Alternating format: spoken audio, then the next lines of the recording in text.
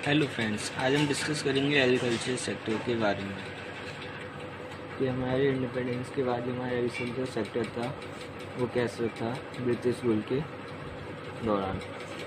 During the pre British colonial rule मतलब British rule, the condition of Indian agriculture was not at all satisfactory. जो हमारी Indian agriculture की condition थी वो अच्छी नहीं थी।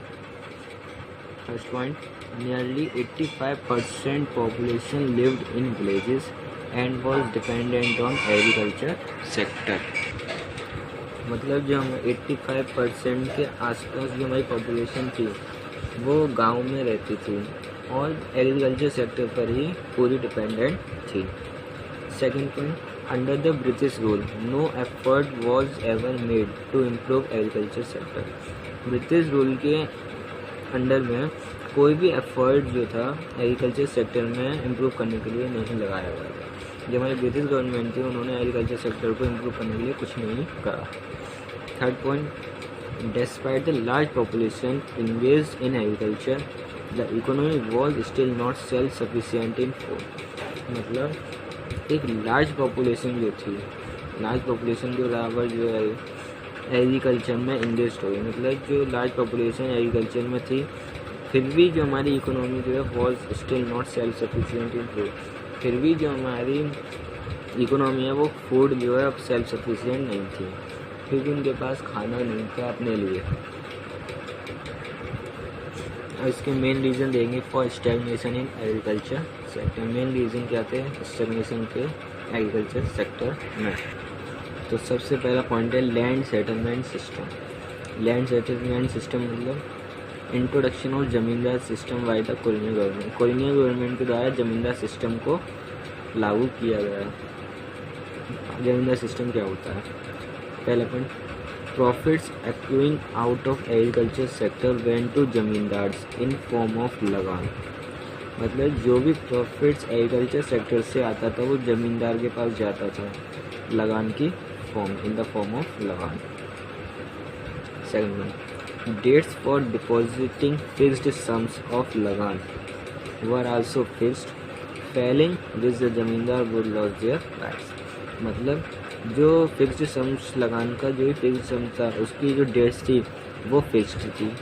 अगर हम पैसे नहीं दे सकते, उस डेट पर पैसे नहीं जा पाते थे किसी भी वजह से, तो ज़मींदार जो अपने राइट्स को खो सकता था। Third point, zamindar and colonial government did nothing to improve the condition of agriculture. जो जमींदार और कॉलोनियल गवर्नमेंट थे वो कुछ नहीं करते थे हमारी एग्रीकल्चर कंडीशन को इम्प्रूव करने के लिए। सेकंड रीजन है commercialisation of agriculture.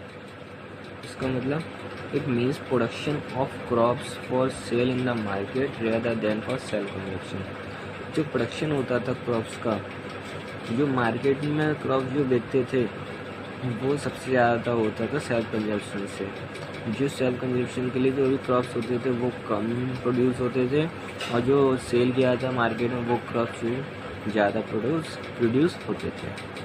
First point, farmers were given higher prices for producing cash crops. These were used as raw material in British industries. मतलब जो ब्रिटिश गवर्नमेंट थी वो फार्मर्स को ज़्यादा पैसे देकर कैश क्रॉप्स उगाती थी और ये जो कैश क्रॉप्स थे वो रॉ मटेरियल की तरह यूज़ किया जाता था ब्रिटिश इंडस्ट्रीज़ में। कैश क्रॉप्स क्या होती हैं? कैश क्रॉप्स यानी कि स्पाइसेस यानी कि मसाले जो होते हैं कैश क्रॉप्स वो होते हैं। Second point, this went so far as to make many peasants purchase their food requirement from shops in town. ये सिलसिला आगे तक चला और बहुत से पेशेंट्स जो थे वो अपने रिक्वायरमेंट के लिए खाना परचेज करते थे इन शॉप्स इन टाउन से। शॉप्स इन टाउन मतलब ब्रिटिश के मार्केट से अपनी रिक्वायरमेंट के लिए जो भी फूड्स थे वो खरीदते थे। Third point, this were responsible for frequent famines in India during British days. ये जो भी चीज़ है ये सब रेस्पॉन्सिबल है फेमाइन्स के लिए। यानी कि फेमस मतलब भुखमरी के लिए इंडिया में। ब्रिटिश रूल के दौरान भुखमरी भी हो गई थी हमारे इंडिया में। थर्ड रीज़न है लो लेवल ऑफ प्रोडक्टिविटी, मतलब it means low level of technology, lack of irrigation facility and negligible use of fertilisers result in low level of productivity. मतलब लो लेवल ऑफ प्रोडक्टिविटी किस कारण थी? सबसे पहले तो technology नहीं थी, इरिगेशन फैसिलिटीज़ नहीं थी, और फर्टिलाइजर्स का तो ना यही नहीं पता था कि यूज़ भी होता है, जिससे लो लेवल प्रोडक्टिविटी एग्रीकल्चर में थी। और सेकंड पॉइंट, ब्रिटिशर्स जो थे वो स्पेंड करते थे बहुत ही कम एग्रीकल्चर पर, टेक्निक्स पर और एजुकेशन पर बहुत ही कम स्पेंड करते थे। और फोर्थ रीज़न है एडवर्स इफेक्ट्स ऑफ पार्टीशंस, मतलब the bulk of fertile land went to Pakistan while the bulk of population remain in India due to partitions. जब इंडिया पाकिस्तान का पार्टीशंस हुआ था, बंटवारा हुआ था, तो जो फर्टाइल लैंड था, जितना भी फर्टाइल लैंड था वो तो पाकिस्तान चला गया, और जितने ही पॉपुलेशंस थे वो इंडिया में ही रह गए, पॉपुलेशंस ज़्यादा इंडिया में रह गई। Second point, this increase pressure of population on land which lead to further erosion of productivity and multiplication of poverty. मतलब जो पॉपुलेशन जो थी, ज़्यादा पॉपुलेशन, लैंड पर प्रेशर बढ़ेगा उसका, तो इरोजन ऑफ प्रोडक्टिविटी पर असर पड़ेगा और पॉवर्टी होने लगी। Third point, almost the whole of jute producing area became part of East Pakistan, जो कि अब बांग्लादेश है।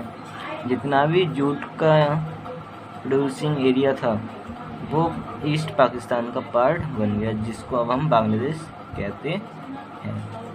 Fifth point, scarcity of investment, मतलब ब्रिटिशर्स जो थे वो did nothing to invest on agriculture like flood control, terracing, drainage.